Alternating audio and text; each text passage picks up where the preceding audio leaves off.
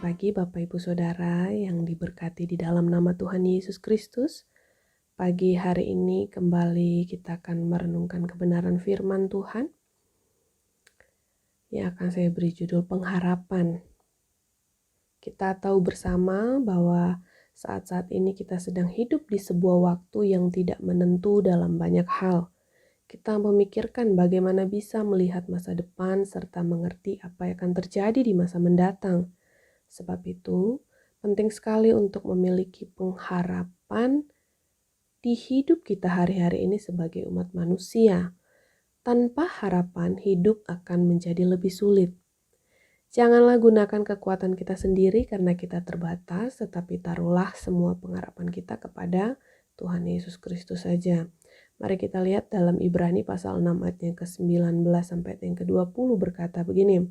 Pengharapan itu adalah sau yang kuat dan aman bagi jiwa kita yang telah dilabuhkan sampai ke belakang tabir, di mana Yesus telah masuk sebagai perintis bagi kita ketika ia menurut peraturan Melkisedek menjadi imam besar sampai selama-lamanya.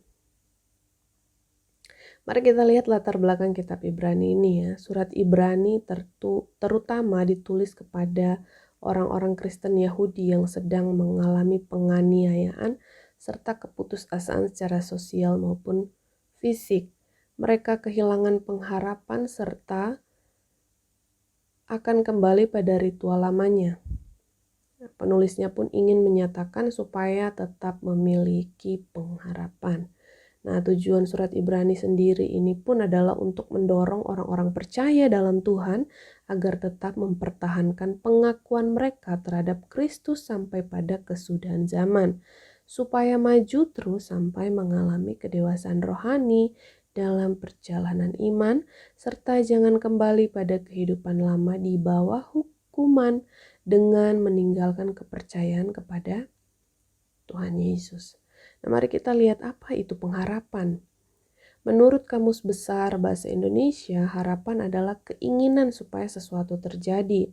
Sedangkan dalam bahasa Yunani, pengharapan adalah elpis, dan dalam bahasa Ibrani merupakan yachal, yang berarti ekspektansi, to await, to long for, anticipation, aspiration, desire, future coming.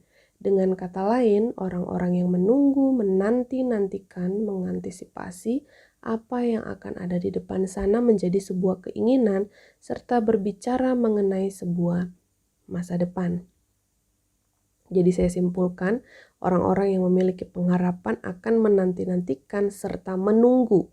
Nah, salah satunya dengan tinggal tenang di dalam Tuhan, sebab kita menaruh pengharapan kepadanya.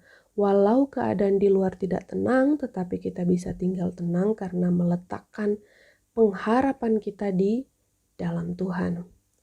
Nah, bagaimana cara kita membangun pengharapan di dalam Tuhan? Yang pertama, bangun pengharapan kita dengan mengalihkan fokus kita. Ya, bangun pengharapan kita dengan mengalihkan fokus kita. Saya bacakan dalam Yeremia pasal 29 ayat yang ke-11 berkata begini, sebab aku ini mengetahui rancangan-rancangan apa yang ada padaku mengenai kamu, demikianlah firman Tuhan, yaitu rancangan damai sejahtera dan bukan rancangan kecelakaan, untuk memberikan kepadamu hari depan yang penuh harapan. Kemudian ayat yang mengandung arti yang sama dalam Roma pasal yang ke-8 ayat yang ke-28, Filipi pasal yang pertama ayat yang ke-6. Dari sini kita belajar bahwa kita harus melihat keadaan-keadaan kita ini melalui kasih Tuhan, bukan sebaliknya dengan yang cenderung sering kita lakukan, yaitu melihat kasih Tuhan melalui keadaan-keadaan kita saja. Nah, apa fokus kita hari-hari ini? Berita-berita, pekerjaan, keuangan, keluarga, dan lain-lain. Pagi hari ini, ambillah waktu sejenak untuk merenungkan apa yang akan kita baca, kita lihat, serta kita dengar hari-hari ini. Sebab apa yang masuk ke dalam itu akan keluar. Nah, untuk itu Marilah kita jadikan firman Tuhan yang senantiasa ada dalam hidup kita, karena firman-Nya pun berbicara tentang kehidupan serta janji-janjinya. Nah, yang kedua yang harus kita bangun adalah bangun pengharapan melalui doa yang konsisten.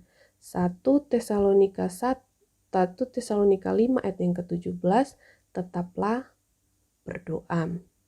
Kemudian dalam Yakobus 5 ayat ke-13 berkata, kalau ada seorang di antara kamu yang menderita, baiklah ia berdoa. Kalau ada seorang yang bergembira, baiklah ia menyanyi. 4 alasan kita harus tetap berdoa. Doa itu menguatkan kita saat lemah. Mazmur 5 ayat yang ketiga, doa memberikan arahan. Doa menghasilkan kedamaian dan menghilangkan rasa takut. Filipi 4 ayat yang ke-6. Kemudian yang terakhir adalah doa membangun kepercayaan serta keyakinan kita di dalam Tuhan. Yosua 1 ayatnya yang ke-19. Nah, doa kita mungkin terasa canggung ya, usaha kita mungkin lemah. Tetapi karena kekuatan doa ada di pribadi yang mendengarnya dan bukan orang yang mengucapkannya, maka doa kita ini benar-benar membuat perbedaan. Untuk itu, jangan main-main dengan kuasa doa. Sebab merupakan cara yang perkasa untuk membangun pengharapan kita di dalam Tuhan. Kemudian yang terakhir, bangun harapan kita dengan tanggung jawab dan dukungan. Yakobus pasalnya yang ke-5 ayatnya yang ke-16.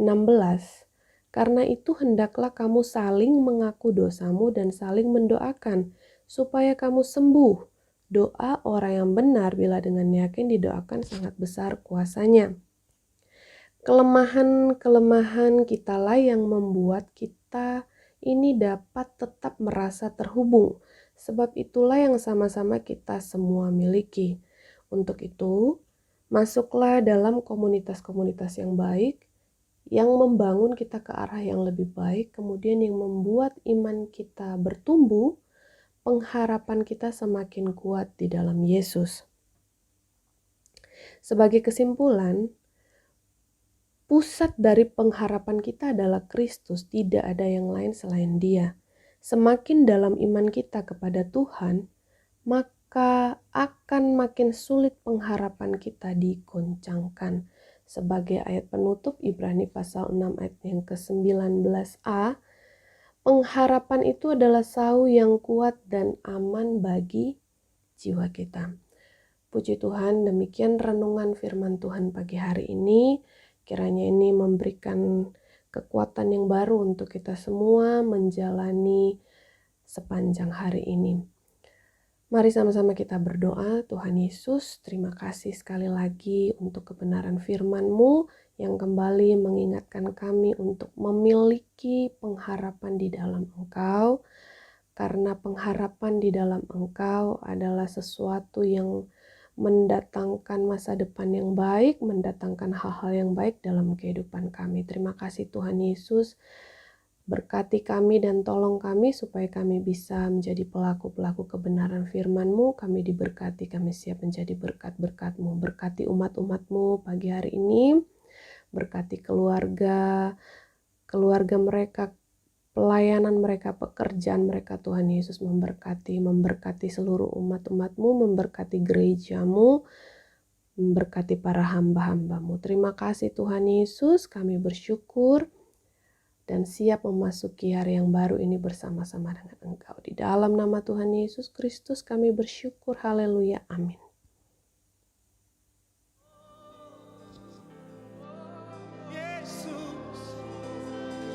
Apapun yang terjadi dalam hidup kami, satu hal yang kami tahu, kami percaya, Engkau Tuhan yang tetap baik, sangat baik, dulu, sekarang, dan selama-lamanya.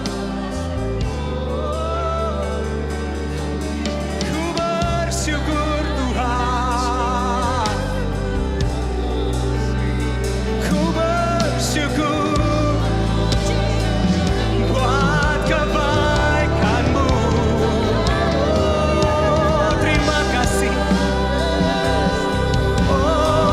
Terima kasih Yesus, Engkau baik.